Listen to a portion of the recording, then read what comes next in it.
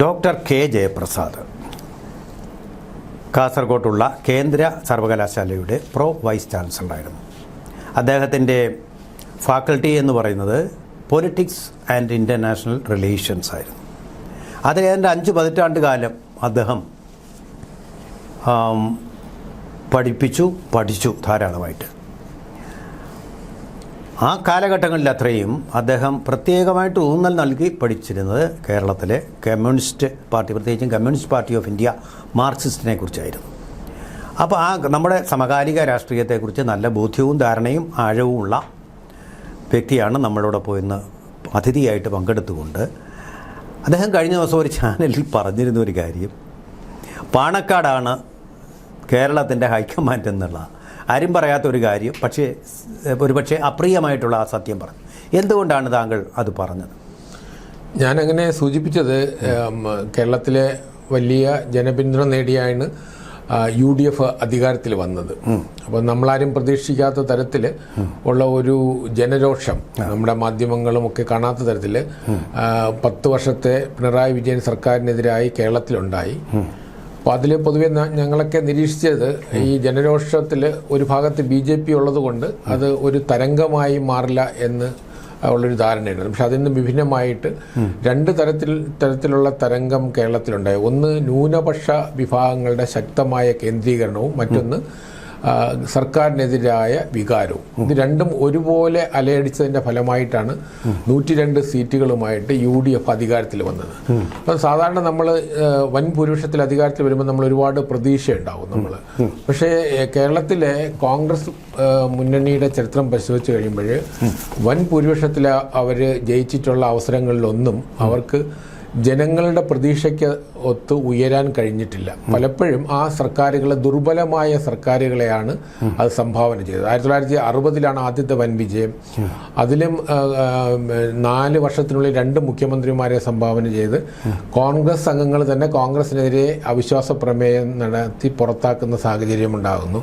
പിന്നീട് 77 അതുപോലെ 140-ൽ 111 സീറ്റ് നേടി വിജയിച്ചിട്ടും കോൺഗ്രസ്സിന് ഒരു ശക്തമായ ഗവൺമെൻറ് നൽകാൻ കഴിയുന്നത്. ആ ഇലക്ഷൻ കഴിഞ്ഞ ഉടനെ ആദ്യം കെ കരുണാകരനും AK ആൻ്റണിയും PK വാസുദേവൻ നായരും പിന്നീട് മുസ്ലിം ലീഗിലെ CH മുഹമ്മദ് കോയയും ഒക്കെ മുഖ്യമന്ത്രിയായി 2.5 വർഷം കൊണ്ട് കേരളത്തിൽ. 2001 ഇതുപോലെ 100 സീറ്റുമായിട്ട് വന്ന UDFന് തുടക്കം മുതൽ തന്നെ കല്ലുകടിയായിരുന്നു. അതിൽ മുഖ്യമന്ത്രി കസേരയിലേക്ക് AK ആൻ്റണി കയറുന്നതിന് മുമ്പ് തന്നെ KPCC പ്രസിഡൻ്റായിട്ട് K മുരളീധരനെ അവരോധിച്ചുകൊണ്ടായിരുന്നു തുടക്കം. പക്ഷേ നിരന്തരം KPCC നേതൃത്വവും ഗവൺമെൻറ്റും തമ്മിലുള്ള സംഘർഷം. അവസാനം മുരളീധരനെ മന്ത്രിസഭയിലെടുക്കുന്നു. അദ്ദേഹത്തെ മടക്കാഞ്ചേരിയിൽ ഉപതെരഞ്ഞെടുപ്പിൽ നിർത്തുന്നു.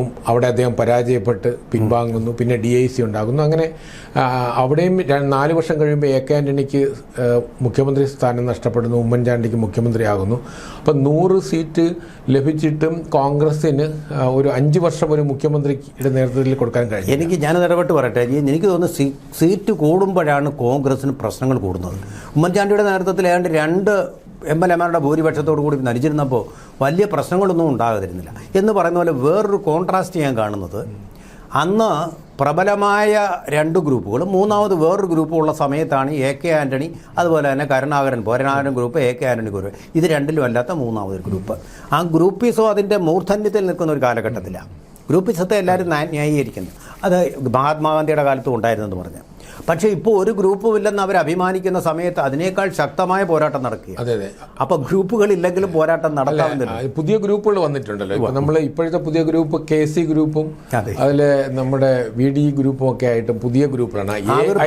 ഗ്രൂപ്പുകളുടെ ആവിർഭാവമാണ്. AI സമവാക്യങ്ങൾ മാറിയെന്നല്ലോ. പക്ഷെ ഞാൻ ഈ ചരിത്രം പറഞ്ഞത് എങ്ങനെയാണ് മുസ്ലിം ലീഗ് UDFൽ അപ്രമാദിത്വം നേടിയത് എന്ന് പറയാനായിരുന്നു. അപ്പം 2011 കോൺഗ്രസ് അധികാരത്തിൽ വരുമ്പോഴത്തേക്കും നാമമാത്രമായ ഭൂരിപക്ഷം വേണ്ടായിരുന്നു. 72 സീറ്റുമായിട്ടാണ് ഉമ്മൻചാണ്ടിയുടെ സർക്കാർ അധികാരത്തിൽ വരുന്നത്. പക്ഷേ ആ സർക്കാർ അധികാരത്തിൽ വരുമ്പോൾ അതുവരെയുള്ള മുസ്ലിം ലീഗിൻ്റെ ചരിത്രത്തിൽ 20 സീറ്റുകളിലും മുസ്ലിം ലീഗ് ജയിച്ചിരുന്നു. അപ്പോൾ ആ സർക്കാരിനെ ഒരു പരിധിവരെ നിയന്ത്രിക്കുന്നതിൽ ഏറ്റവും പ്രധാന റോൾ വഹിച്ചത് മുസ്ലിം ലീഗാണ്. അതിൻ്റെ പ്രധാന കാരണം കോൺഗ്രസിൻ്റെ ഗ്രൂപ്പ് വഴക്കും ശിഥിലീകരണവും മുസ്ലിം ലീഗിന് മേൽക്കോയ്മ കൊണ്ട് നൽകി. ഏതാണ്ട് ബഡ്ജറ്റിലെ 75% തുകയും വിനിയോഗിക്കുന്ന വകുപ്പുകളെല്ലാം മുസ്ലിം ലീഗിൻ്റെ കയ്യിലാണ്. അതായത് ജനങ്ങൾക്ക് ക്ഷേമകരമായ പ്രവർത്തനങ്ങൾ നടത്തേണ്ട വകുപ്പുകളെല്ലാം മുസ്ലിം ലീഗാണ് കൈയടക്കുന്നത്. 2026 അത് തന്നെ ആവർത്തിക്കാൻ പോകുകയാണ്. മറ്റൊന്ന്, മുസ്ലിം ലീഗ് ഏറ്റവും കൂടുതൽ സീറ്റുകൾ നേടുകയും കോൺഗ്രസ് ദുർബലമായിട്ടാണ്. ഒരു നേരിയ ഇടപെട്ടൊന്ന് ചോദിക്കട്ടെ, ജനങ്ങൾക്ക് വരാവുന്ന ഒരു സംശയം, അതുകൊണ്ടാണോ അവർ വി ഡി സതീശനെ അവരുടെ ഒരു പാവയായിരിക്കാൻ യോഗ്യനായ ആൾ വി ഡി സതീശൻ ആയതുകൊണ്ടാണോ അദ്ദേഹത്തിനെ അതിന് കാരണം 2021 അന്നത്തെ തെരഞ്ഞെടുപ്പിനെ നയിച്ചിരുന്നത് 5 വർഷം പ്രതിപക്ഷ നേതാവായിരുന്ന ചെന്നിത്തലയായിരുന്നു. അപ്പം ചെന്നിത്തലയെ മാറ്റിക്കൊണ്ടാണ് പാർലമെന്ററി പാർട്ടിയിലെ ചെന്നിത്തലയ്ക്ക് ആയിരുന്നു ഭൂരിപക്ഷം. പക്ഷേ ചെന്നിത്തലയെ ഒഴിവാക്കിക്കൊണ്ടാണ് ചില മുകളിൽ നിന്നുള്ള കേന്ദ്രങ്ങളാണ് വി ഡി സതീശനെ പ്രതിപക്ഷ നേതാവാക്കി മാറ്റുന്നത്. അപ്പം ആ വി ഡി സതീശന് പൊതുവെ മുസ്ലിം ഗ്രൂപ്പുകളുടെ, അത് മുസ്ലിം ലീഗ് മാത്രമല്ല, മറ്റ് ജമാഅത്തെ ഇസ്ലാമി അതുപോലെയുള്ള മറ്റ് വിഭാഗങ്ങളുടെയൊക്കെ പിന്തുണ നമ്മൾ സോഷ്യൽ മീഡിയയിൽ നോക്കുമ്പോൾ അവർ ചെന്നിത്തലയെ NSSന്റെ ഒരു ഏജന്റായിട്ട് കാണുകയും വി ഡി സതീശനെയാണ് അവരുടെ പിന്തുണ ആ സമയത്ത് നൽകിയത്. അങ്ങനെയാണ് വി ഡി സതീശൻ മുഖ്യധാരയിൽ വരുന്നത്. അപ്പോൾ നമ്മൾ ശ്രദ്ധിച്ചിട്ടുണ്ടാവും, കഴിഞ്ഞ 5 വർഷം വി ഡി സതീശൻ ഏത് പത്രസമ്മേളനം നടത്തിയാലും അദ്ദേഹം RSSനെ കുറിച്ച് സംസാരിക്കാത്ത ഒരവസരം ഉണ്ടാവില്ല. കാരണം മാത്രമല്ല അതൊക്കെ പിന്നീടാണ്. പക്ഷേ പ്രധാനമായിട്ടും അദ്ദേഹം താനൊരു സംഘപരിവാർ വിരുദ്ധനാണ് എന്ന് സ്ഥാപിക്കാനൊരു ശ്രമം കഴിഞ്ഞ 5 വർഷം നടത്തി. അത് കൂടുതൽ അദ്ദേഹത്തിനെ മുസ്ലിം ശക്തികൾ ഗ്രൂപ്പുകളുടെ ഇടയിൽ കൂടുതൽ പ്രിയനാക്കി. അപ്പോൾ ഈ തെരഞ്ഞെടുപ്പിൽ യഥാർത്ഥത്തിൽ ഈ 102 സീറ്റുകളിലേക്ക് ജയിക്കുന്നത് കോൺഗ്രസിൻ്റെയോ വി ഡി സതീശൻ്റെയോ കഴിവല്ല. അത് നമ്മുടെ മുഖ്യമന്ത്രിയുടെ അപ്രമാദിത്വവും സ്വേച്ഛാധിപത്യത്തിനും എതിരായിട്ടുള്ള ജനരോഷവും അഴിമതിയിൽ മുങ്ങിയ ഭരണകൂടവും ശബരിമല ഉൾപ്പെടെയുള്ള വിഷയങ്ങളും മറ്റ് പ്രധാന പ്രശ്നങ്ങളൊന്നും പരിഹാരം കാണാത്ത ഒരു ഭരണവ്യവസ്ഥയ്ക്കെതിരായ പ്രതിഷേധം UDFന്റെ വലിയ വിജയത്തിലേക്ക് എത്തിച്ചു എന്നുള്ളതാണ്. അല്ലാതെ ഈ UDFന്റെ കഴിവ് കൊണ്ടല്ലേ അവിടെ ജയിക്കുന്നത്. അതൊരു നെഗറ്റീവ് വോട്ടാണ്. അതൊരു സുനാമി ആയിരുന്നു. ഗവൺമെന്റിനെതിരായ രോഷത്തിന്റെ സുനാമിയിൽ UDFന് കൂടുതൽ സീറ്റ് നേടിയെന്നേ ഉള്ളൂ. അതുകൊണ്ട് തന്നെ ഇതൊരു ഗ്യാരണ്ടി അല്ല. ഇത് മുസ്ലിം ലീഗിനും അറിയാം, കോൺഗ്രസിനും അറിയാം. അപ്പോൾ ഈ തെരഞ്ഞെടുപ്പിന്റെ പ്രത്യേകത, കേരളത്തിലെ മുസ്ലിം ലീഗിന്റെ ചരിത്രത്തിൽ ആദ്യമായിട്ട് 11.2% വോട്ടും 22 സീറ്റുകളാണ്, 26 സീറ്റ് മത്സരിച്ച് 22 സീറ്റുകളും ജയിച്ച് UDFലെ ഏറ്റവും വലിയ ഘടകകക്ഷിയായിട്ട് മാറാണ് കോൺഗ്രസ് കഴിഞ്ഞാൽ. അപ്പോൾ കോൺഗ്രസിന് നമ്മൾ 63 സീറ്റുണ്ടെന്ന് പറഞ്ഞിട്ട് കാര്യമില്ല. അത് 63 സീറ്റ് 6-7 ഗ്രൂപ്പുകൾക്കായിട്ടായിരിക്കും. അപ്പോൾ അതുകൊണ്ട് ഈ സ്റ്റേബിളായിട്ടുള്ള UDFലെ പാർട്ടി എന്ന് പറയുന്നത് മുസ്ലിം ലീഗാണ്. അപ്പോൾ ഈ തെരഞ്ഞെടുപ്പ് കഴിയുമ്പോൾ രൂപീകരിക്കാൻ പോകുന്ന സർക്കാർ എങ്ങനെയായിരിക്കും എന്ന് കഴിഞ്ഞ ഒരാഴ്ച കൊണ്ട് കേരളത്തിലെ ജനങ്ങൾക്ക് മനസ്സിലായി. യഥാർത്ഥത്തിൽ നമ്മൾ ഈ വോട്ട് കൊടുത്തവരെ വിഡ്ഢികളാക്കുന്ന തരത്തിലേക്ക് ആണ് കേരളം ഇന്ന് മുന്നോട്ട് പോകുന്നത്. അനാവശ്യമായ തെരുവിൽ പ്രകടനം നടത്തി. ഒരു പക്ഷേ നമ്മുടെ 2006 CPM അച്യുതാനന്ദന് നിയമസഭയിൽ മത്സരിക്കാൻ സീറ്റ് കൊടുക്കാതിരുന്ന സമയത്ത് ഇതുപോലെ നമ്മൾ തെരുവിൽ പ്രതിഷേധം കണ്ടിരുന്നു. പക്ഷെ മുഖ്യമന്ത്രിക്ക് വേണ്ടിയിട്ട് തെരുവിൽ ആളുകൾ ഫ്ലെക്സ് വെക്കലല്ല, അത് പ്രകടനം നടത്തുന്നു, മുദ്രാവാക്യം വിളിക്കുന്നു. അത് കേരള ചരിത്രത്തിൽ ആദ്യമാണ് ഒരു മുഖ്യമന്ത്രിക്ക് വേണ്ടിയിട്ട്. സ്ഥാനാർത്ഥിത്വത്തിന് വേണ്ടിയിട്ട് ഞാൻ നേരത്തെ സൂചിപ്പിച്ചല്ലോ, അച്യുതാനന്ദന്റെ കാര്യത്തിൽ നമുക്ക് പറയാം. അതെ, പക്ഷെ അതുപോലെയല്ല. അപ്പൊ അംഗീകരിക്കുകയും ചെയ്തു പാർട്ടി. അല്ല, ആ തരത്തിൽ നമ്മളൊരു തെരഞ്ഞെടുപ്പിൽ വലിയ വിജയം നൽകി. അപ്പം ഈ വിജയം എന്ന് പറയുന്നത് യഥാർത്ഥത്തിൽ ജനങ്ങൾ മാസ്റ്റേഴ്സാണ്. നമ്മൾ ഈ കോൺഗ്രസ് പാർട്ടി വിചാരിക്കുന്നത് പോലെയല്ല, കോൺഗ്രസിന്റെ കഴിവ് കൊണ്ട് ജനങ്ങൾ വോട്ട് ചെയ്തതല്ല. യഥാർത്ഥത്തിൽ ജനങ്ങൾ കോൺഗ്രസിനെ തെരഞ്ഞെടുത്തതാണ്, വേറൊരു ദുർഭരണത്തെ ഒഴിവാക്കാൻ വേണ്ടിയിട്ട് തെരഞ്ഞെടുത്തതാണ്. അത് അവർ തിരിച്ചറിയുന്നില്ല. ഞങ്ങൾക്ക് തെറ്റുപറ്റിയെന്ന് ഇപ്പോൾ ജനങ്ങൾ ചിന്തിച്ചു തുടങ്ങുന്ന ഒരു അവസരം. തീർച്ചയായിട്ടും. അപ്പൊ ഈ സാഹചര്യത്തിൽ എന്താ സംഭവിക്കുന്നത്? വരുന്ന ഗവൺമെന്റിൽ സുപ്രധാന വകുപ്പുകൾ അതെല്ലാം തന്നെ മുസ്ലിം ലീഗിന് ആയിരിക്കും കൈകാര്യം ചെയ്യാൻ പോകുന്നത്. കോൺഗ്രസ് ഇതുപോലെ ഗ്രൂപ്പ് സമവാക്യങ്ങളും ജാതി മത സമവാക്യങ്ങളുടെയും അടിസ്ഥാനത്തിൽ മന്ത്രിസ്ഥാനം വിഭജിച്ചെടുക്കുകയും ഒരു കോർഡിനേറ്റഡ് ആയിട്ടുള്ള ഒരു എഫർട്ടും ഇല്ല. മാത്രമല്ല മുഖ്യമന്ത്രി തന്നെ ഈ തുടക്കത്തിലെ കല്ലുകടി ഉള്ളതുകൊണ്ട് ഇതിൽ പരാജിതരാകുന്ന 2 വിഭാഗങ്ങളുണ്ടാവും. അതായത് ഇപ്പം എൻ്റെ ഒരു തീരുമാനം മിക്കവാറും KC വേണുഗോപാലായിരിക്കും മുഖ്യമന്ത്രിയാകുക. ഇനി KC വേണുഗോപാൽ ആയില്ലെങ്കിൽ അത് ചെന്നിത്തലയ്ക്കായിരിക്കും കൂടുതൽ ചാൻസ് കിട്ടുക, VD സതീശനായിരിക്കില്ല ചാൻസ് കിട്ടുക എന്നാണ് എൻ്റെ ഒരു. മന്ത്രിപദം ഇല്ലെങ്കിൽ താൻ മന്ത്രിസഭയിലേക്ക് ഇല്ലെന്നാ ആഭ്യന്തരമന്ത്രി പദം പോലും അല്ലാതെ അത് ഞാൻ അത്തരം കാര്യങ്ങളെ കുറിച്ച് പറഞ്ഞില്ല. പക്ഷെ മുസ്ലിം ലീഗ് അദ്ദേഹത്തിന്റെ പിന്നിൽ അണിനിരുന്നു എന്ന് പറഞ്ഞിട്ട് അതിൽ കാര്യമില്ല. കാരണം അതിന് അത്തരം ഒരു സമ്മർദ്ദ തന്ത്രങ്ങൾക്കൊന്നും വലിയ പ്രശ്നം. ഞാനിവിടെ ഒരു ചോദ്യം പ്രധാനപ്പെട്ട അങ്ങ് ഗവേഷണം നടത്തിയിട്ട് ഡോക്ടറേറ്റ് കിട്ടിയ വിഷയം ഹിന്ദു നാഷണലിസമാണ്. നമ്മുടെ മുഹമ്മദ് അലി ജിന്നയുടെ നേതൃത്വത്തിൽ ഡയറക്റ്റ് ആക്ഷൻ വഴി ഇന്ത്യയിലെ കോടിക്കണക്കോളമാണ് ലക്ഷക്കണക്കിന് ആൾക്കാരെ കൊല വിളിച്ച ആ ഡയറക്റ്റ് ആക്ഷൻ, ആ ജിന്നയുടെ മുസ്ലിം ലീഗ് തന്നെ അതിൻ്റെ ഒരു പിന്തുടർച്ച തന്നെയല്ലേ വാസ്തവത്തിൽ? അല്ലെ, മുസ്ലിം ലീഗ് 1906 സ്ഥാപിച്ച മുസ്ലിം ലീഗിൻ്റെ പിന്തുടർച്ച തന്നെയാണ് നിലവിലുള്ള മുസ്ലിം ലീഗും. അത് വിഭജനാനന്തരം അത് പിന്നീട് ആദ്യം നമ്മൾ മുസ്ലിം ലീഗ് സ്വയം ഇന്ത്യക്കകത്ത് പിരിച്ചുവിട്ടു. പിന്നീട് അതിനുശേഷം നമ്മുടെ കേരളത്തിലാണ് മദ്രാസ് പ്രോവിൻസിൻ്റെ മദ്രാസ് സ്റ്റേറ്റിൻ്റെ ഭാഗമായിരുന്ന മലബാറിലാണ് ഇന്ത്യൻ യൂണിയൻ മുസ്ലിം ലീഗ് സ്ഥാപിക്കുന്നത്. അപ്പോൾ നമ്മൾ ഇന്ത്യൻ യൂണിയൻ മുസ്ലിം ലീഗിൻ്റെ പതാകയാണെങ്കിലും അവരുടെ എല്ലാം തന്നെ സ്വാതന്ത്ര്യാനന്തരം പുതിയ ഒരു പേര് മാറ്റം വന്നൊന്നുമില്ല. അത് ഇന്ത്യൻ യൂണിയൻ മുസ്ലിം ലീഗ് എന്നുള്ള തരത്തിൽ മാറിയെന്നേ ഉള്ളൂ. ഓൾ ഇന്ത്യ മുസ്ലിം ലീഗിന് വരെ ഇന്ത്യൻ യൂണിയൻ മുസ്ലിം ലീഗ് എന്ന് മാറിയുള്ളൂ. അതിന് ഒരു മാറ്റവും വന്നിട്ടില്ല. അപ്പം ഇത് മാറ്റം വന്നില്ലെന്ന് പറയാൻ കാരണം നെഹ്റു തന്നെ മുസ്ലിം ലീഗിനെ ചത്തകുതിര എന്ന് പറയുകയും മുസ്ലിം ലീഗിനോട് കോൺഗ്രസ് വല്ലാതെ ഐത്തം കാണിക്കുകയും ചെയ്തു. 1957 തെരഞ്ഞെടുപ്പിൽ മുസ്ലിം ലീഗ് ഒറ്റയ്ക്കാണ് മത്സരിക്കുന്നത്.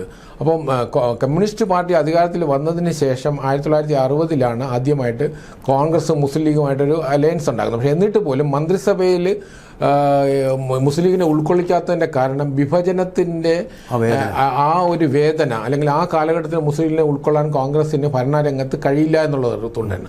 അതിനുശേഷം പിന്നീട് 67 ആകുമ്പോഴത്തേക്കും മുസ്ലിം ലീഗിനെ ഇടതുമുന്നണിയാണ് ആദ്യമായിട്ട് മന്ത്രിസഭയിലേക്ക് വരുന്നത്, മന്ത്രിസഭയെ കൊണ്ടുവരുന്നത്. പിന്നീട് ഇടതുമുന്നണി സ്പ്ലിറ്റ് ചെയ്ത് കുറുമുന്നണി വരികയും അത് പുലർന്ന് പുറത്തു പോയതിനു ശേഷമാണ് 69 കോൺഗ്രസ് പിന്തുണയോടെയുള്ള ഗവൺമെന്റ് രൂപീകരിക്കുമ്പോഴാണ് മുസ്ലിം ലീഗ് കോൺഗ്രസ് മുന്നണിയിൽ ഔദ്യോഗികമായി മാറുന്നത്. അപ്പോൾ ഇതിനിടയിൽ നമ്മുടെ വിഭജനം കഴിഞ്ഞതിന് ശേഷം 47 ശേഷം ഏതാണ്ട് 20-22 വർഷങ്ങൾ കഴിഞ്ഞിരുന്നു. അപ്പോൾ സ്വാഭാവികമായിട്ടും ജനങ്ങൾ പഴയ കഥകളൊക്കെ മറന്നു. മുസ്ലിം ലീഗ് കോൺഗ്രസിന്റെയും ഇടതുപക്ഷത്തിന്റെയും മുന്നണികളിലെ ഭാഗമായതോടെ മുസ്ലിം ലീഗ് സെക്കുലർ പാർട്ടിയായി. കേരളത്തിൽ ഇന്നിപ്പോൾ ഒരു വർഗീയ പാർട്ടിയേ ഉള്ളൂ. എൻ്റെ കണക്കനുസരിച്ച് നമ്മുടെ മീഡിയ ചർച്ചകളിൽ വരുന്നതനുസരിച്ച് SDPI, PDP, INL, മുസ്ലിം ലീഗ്, വെൽഫെയർ പാർട്ടി ഇതെല്ലാം സെക്കുലർ പാർട്ടികളും BJP, ജമാഅത്തെ ഇസ്ലാമി എല്ലാം കേരളത്തിൽ സെക്കുലർ പാർട്ടികളാണ്. ഈ സെക്കുലർ പാർട്ടികൾക്കൊരു പരിവേഷം കിട്ടുന്നത് അത് ഇടത് വലത് മുന്നണികൾക്ക് അനുയോജ്യമായി മാറുമ്പോഴാണ് ഈ സെക്കുലർ പരിവേഷം കിട്ടുന്നത്. BJP അതിനകത്ത് വരാത്തത് കൊണ്ടാണ് അതിന് സെക്കുലർ ഇതിൽ വരാത്തത്. അപ്പോൾ കേരളത്തിലെ സെക്കുലർ ഡിബേറ്റിൽ BJP മാത്രമാണ് ഇന്ന് കേരളത്തിലെ ഏക വർഗീയ പാർട്ടിയായിട്ട് നിൽക്കുന്നത്. ആ തരത്തിൽ നമ്മൾ നോക്കുമ്പോൾ അത് പ്രേക്ഷകരത് ആ തരത്തിൽ എടുത്താൽ മതി. കാരണം കേരളത്തിൽ അങ്ങനെ മുസ്ലിം ലീഗിനെ 67 CPM ആണ് ഔദ്യോഗികമായി സെക്കുലർ പാർട്ടിയാക്കി കൂടെ ചേർക്കുന്നു. പിന്നെ പിൽക്കാലത്ത് കോൺഗ്രസും ആ ലെവലിലേക്ക് കൊണ്ടുവരുന്നു. ഇനി വരുന്ന ആളുകൾ നമ്മളിപ്പോൾ കാണുന്നത് മുസ്ലിം ലീഗ് ഇതുവരെ ഇപ്പം 23.78 ലക്ഷം വോട്ട് ആണ് ഈ തെരഞ്ഞെടുപ്പിൽ. അതിലും കൂടുതൽ BJPക്ക് ഉണ്ട്. 24 ഞാൻ മുസ്ലിം ഒരു പാർട്ടിക്ക് ഏതാണ്ട് 26 സീറ്റിൽ മത്സരിച്ച പാർട്ടിക്ക് മൃഗീയ ഭൂരിപക്ഷത്തിലാണ് ജയിച്ചത്. അത് മലപ്പുറം ജില്ലയിൽ മാത്രം ഏതാണ്ട് 7.5 ലക്ഷം വോട്ട് UDFന് കൂടുതലുണ്ട്. അത് മുസ്ലിം ലീഗിന്റെ കരുത്താണ്. 16 മണ്ഡലങ്ങളും തദ്ദേശ തെരഞ്ഞെടുപ്പിലും അതുപോലെ നിയമസഭയിലും മലപ്പുറം ജില്ലയിൽ സമ്പൂർണ്ണ ആധിപത്യമാണ് നേടിയിരിക്കുന്നത്. അത് നമ്മുടെ കേരളത്തിലെ ഒരു ആരോഗ്യകരമായ ജനാധിപത്യ വ്യവസ്ഥയ്ക്ക് അത് ഗുണകരമല്ല. ഈ മതപരമായ ധ്രുവീകരണം ഞാൻ ഒരു ഭാഗത്ത് നമ്മൾ നേരെ സൂചിപ്പിച്ചു. ഈ തെരഞ്ഞെടുപ്പിൽ വെറും മതപരമായ ധ്രുവീകരണം മാത്രമല്ല, സർക്കാരിനെതിരായ പ്രതിഷേധത്തിൻ്റെ സുനാമിയും ഉണ്ടായിരുന്നു. പക്ഷേ അത് പെട്ടെന്ന് ആ വികാരം മാറും. പക്ഷേ ഇനിയിപ്പോൾ ഇനി വരാൻ പോകുന്നത് ഒരു ഫങ്ഷനിങ് ലെവലിലേക്ക് വരുമ്പോഴത്തേക്കും ഈ നമ്മളീ പറയുന്ന ഏതൊരു വൈകാരിക ഒരു അവസ്ഥയും മാറുമല്ലോ പെട്ടെന്ന്. പക്ഷേ ഫങ്ഷനിങ് ലെവലിൽ വരുമ്പോൾ നമ്മൾ ഒരുപാട് പ്രതിസന്ധികൾ നേരിടാൻ പോണ്. വിവാദങ്ങളുടെ ഒരു കലവറയായിരിക്കും വരാൻ പോകുന്നത്. കാരണം വരാൻ പോകുന്നതെന്ന് പറഞ്ഞാൽ പാണക്കാടായിരിക്കും ഇനി കേരളത്തിലെ വകുപ്പുകൾ തീരുമാനിക്കുക പാണക്കാട്ട് നിന്നായിരിക്കും. മുഖ്യമന്ത്രി തീരുമാനിക്കുക അവരായി കഴിഞ്ഞിട്ടുണ്ട്. അവരുടെ വകുപ്പുകളും കൂടെ തീരുമാനിക്കും. വിദ്യാഭ്യാസം അവർ വാങ്ങിക്കും. എയ്ഡഡ് സ്കൂളുകളുടെ എണ്ണം മലബാറിൽ കൂടും. SNDPക്ക് ഒന്നും കിട്ടാതാകും. ഈ സാധ്യതകളൊക്കെ ഗവൺമെന്റിന്റെ മുമ്പിലുണ്ട്. ഇതെല്ലാം അനുസരിച്ചില്ലെങ്കിൽ അവർ സതീശനെ തള്ളി പറഞ്ഞിട്ട് വേറെ മുസ്ലിം ലീഗ് വരുമ്പോഴേ സ്വാഭാവികമായിട്ടും വിദ്യാഭ്യാസ വകുപ്പ് അവർക്ക് സംവരണം ചെയ്യപ്പെട്ട ഒരു വകുപ്പാണ്. അപ്പോൾ അതുകൊണ്ട് നേരത്തെ നമ്മൾ ഒരു വിദ്യാഭ്യാസ വകുപ്പാണ് ഉണ്ടായിരുന്നെങ്കിൽ ഇപ്പം നമ്മൾ ഇടതുപക്ഷം ഉന്നത വിദ്യാഭ്യാസ വകുപ്പും പൊതുവിദ്യാഭ്യാസ 2 മന്ത്രിമാരെ കിട്ടും. അപ്പോൾ ഈ തെരഞ്ഞെടുപ്പ് എനിക്ക് ഈ ഗവൺമെന്റ് വരുമ്പോഴത്തേക്കും അങ്ങനെ മുസ്ലിം ലീഗിന് 2 വിദ്യാഭ്യാസ മന്ത്രികൾ കിട്ടട്ടെ എന്നാണ് ഞാൻ ആശംസിക്കുന്നത്. അതുപോലെ തന്നെ കോൺഗ്രസിന് 2 ഹൈക്കമാൻഡുകളായി കഴിഞ്ഞു. ഇപ്പോൾ കേരളത്തിലെ ഹൈക്കമാൻഡ് അത് പാണക്കാട് തന്നെ ആയിരിക്കുമെന്ന് ഞാൻ പറയാൻ കാരണം കോൺഗ്രസിന്റെ ഹൈക്കമാൻഡിന് പാർലമെന്റിനെ പ്രതിനിധീകരിക്കാൻ ഒരു സ്റ്റേബിൾ ഹൈക്കമാൻഡ് എന്ന് ഞാൻ ഉദ്ദേശിച്ചത് ഹൈക്കമാൻഡിലെ പ്രധാന കുടുംബം, ആ കുടുംബത്തിന് പാർലമെന്റിൽ പ്രതിനിധീകരിക്കണം ഒരു സ്റ്റേബിൾ ആയിട്ടുള്ള ഏക മണ്ഡലം വയനാടാണ്. വയനാട്ടിലെ 7 അസംബ്ലി സെഗ്മെന്റിൽ 5 അസംബ്ലി സെഗ്മെന്റിനെയും മുസ്ലിം ലീഗിന് നിയന്ത്രിക്കാൻ കഴിയും. മുസ്ലിം ലീഗ് മാത്രമല്ല മുസ്ലിം ജനസമൂഹത്തിന് നിയന്ത്രിക്കാൻ കഴിയും. അപ്പൊ ആ തരത്തില് അതുകൊണ്ട് നമ്മൾ ഡൽഹിയിലെ ഹൈക്കമാൻഡ് ഫലത്തിൽ പാണക്കാട് ഹൈക്കമാൻഡിന് വഴങ്ങി. ചുരുക്കി പറഞ്ഞാൽ നെഹ്റു പറഞ്ഞ ചത്ത കുതിര ഇപ്പോൾ പടക്കുതിരയായിട്ട്. അത് നെഹ്റു പറഞ്ഞ ചത്ത കുതിര നെഹ്റുവിന്റെ കാലഘട്ടം കഴിയുമ്പോൾ തന്നെ ഇല്ലാതായി. അത് നമ്മുടെ വളരെ സെക്കുലർ കുതിരയായി മാറി എന്നുള്ളതാണ്. അതിന് നമ്മൾ കേരളത്തിലെ മുന്നണി രാഷ്ട്രീയം നൽകിയ സംഭാവന, കേരളത്തിലെ മുന്നണി രാഷ്ട്രീയത്തിനൊരു സംഭാവനയാണ് നെഹ്റു ഒരു കാലഘട്ടത്തിൽ ചത്ത കുതിര എന്ന് പറഞ്ഞ മുസ്ലിം ലീഗിന് മതേതരത്തിന്റെ പരിവേഷം നൽകി ഒരു പുരോഗമന ജനാധിപത്യ പ്രസ്ഥാനമാക്കി മാറ്റിയത് എന്നുള്ളതാണ് അതിൻ്റെ. ഓക്കെ.